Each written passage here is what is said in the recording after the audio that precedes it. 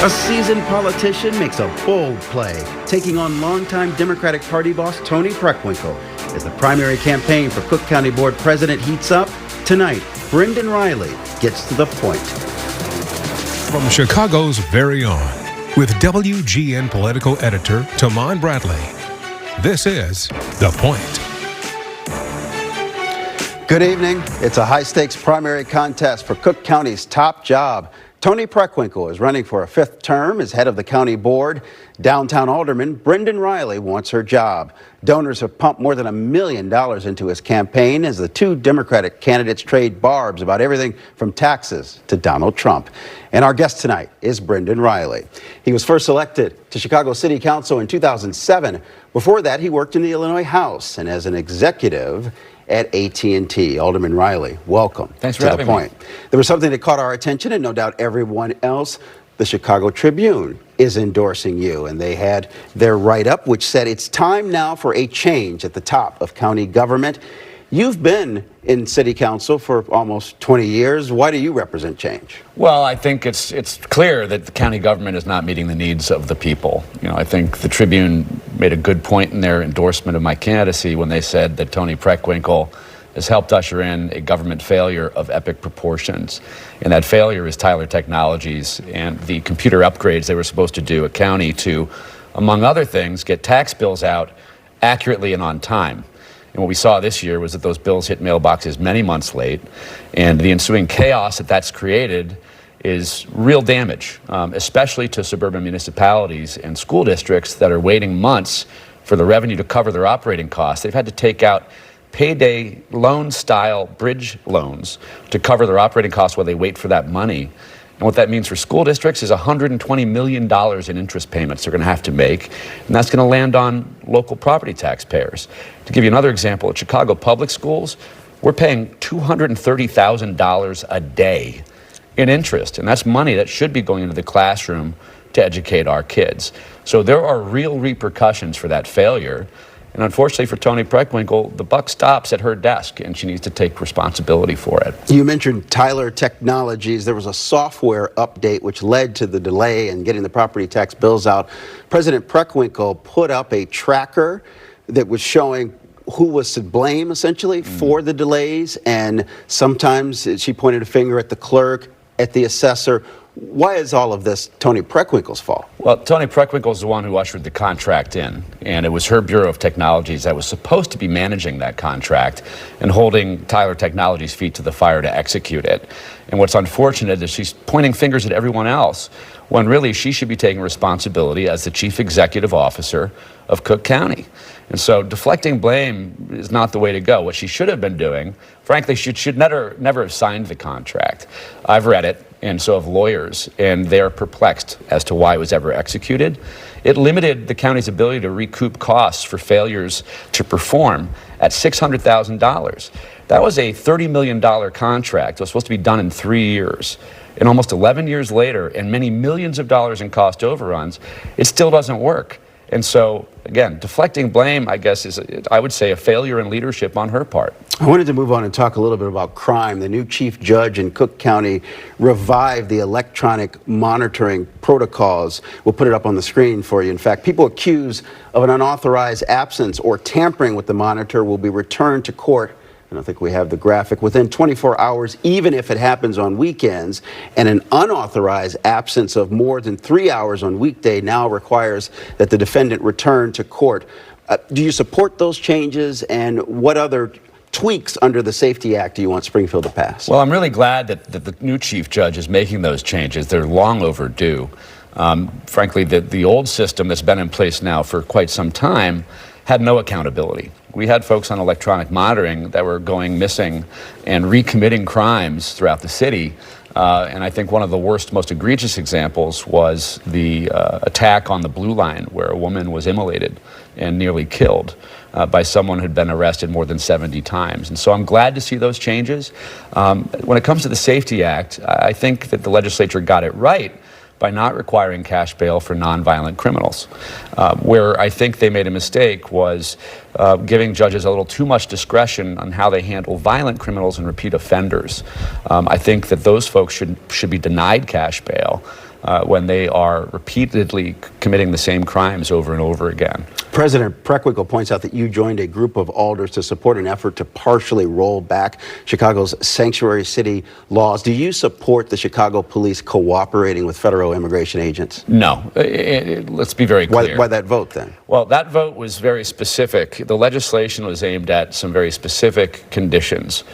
Violent criminals, people who have committed murder, rape, sex abuse on children, these sorts of things, felonies. No one wants these people in our communities, period. And I would argue that had we focused very narrowly on those individuals, we wouldn't see ICE being deployed into our neighborhoods and communities, wreaking havoc and striking fear into lots of families. You know, they're scooping up people who have committed no crimes, people who may have came here illegally, but have been here for many years, paying taxes, raising their families, and being productive members of our community. And I think that what Trump has done with ICE is reprehensible. And I've been saying that over and over again. And unfortunately, my opponent has chosen to misrepresent my record, I think to deflect attention from her failures at Cook County. I wanted to talk about that because President Preckwinkle was out with a commercial calling you Trump's guy in Chicago. You responded by saying that Preckwinkle was lying like Donald Trump. Why is Donald Trump relevant in a Democratic primary? Well, look, you know, he's making headlines because he's doing a horrible job, and he's targeting blue cities and counties and states. But the bottom line here is that, and I have to remind people, President Preckwinkle was found guilty by a jury of her peers, her campaign was, for lying about a political opponent. That was a defamation lawsuit that she lost. $1.4 million judgment entered against her. So she has a track record of misrepresenting her opponent's record, and I think that's unfortunate. Before we let you go, one thing I wanted to ask you about, because you were supportive of then Mayor Rahm Emanuel, but you frequently clashed with Lori Lightfoot, Brandon Johnson, and now Tony Preckwinkle. Are you a conservative Democrat? No, I'm a centrist, always have been. I think I'm probably more socially liberal on certain issues. But when it comes to our tax dollars, you need to be a fiscal steward. And that the idea that it makes you conservative not to waste tax dollars, to me, is ridiculous. We're supposed to be making sure that we stretch every dollar as far as we can. County government is making it less affordable for people to live here. And I think we need to make sure we're not taxing people out of their homes.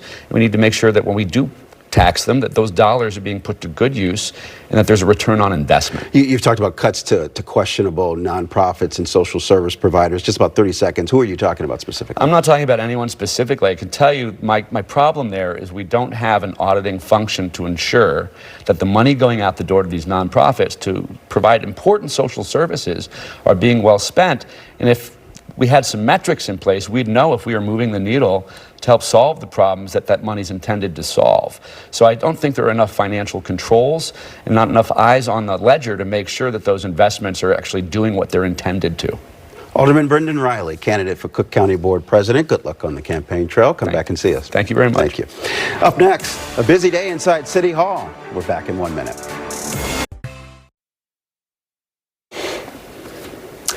An ordinance meant to stop so-called teen takeovers has again stalled at City Hall. Second Ward Alderman Brian Hopkins is on a crusade for tighter rules around when and where teens can gather.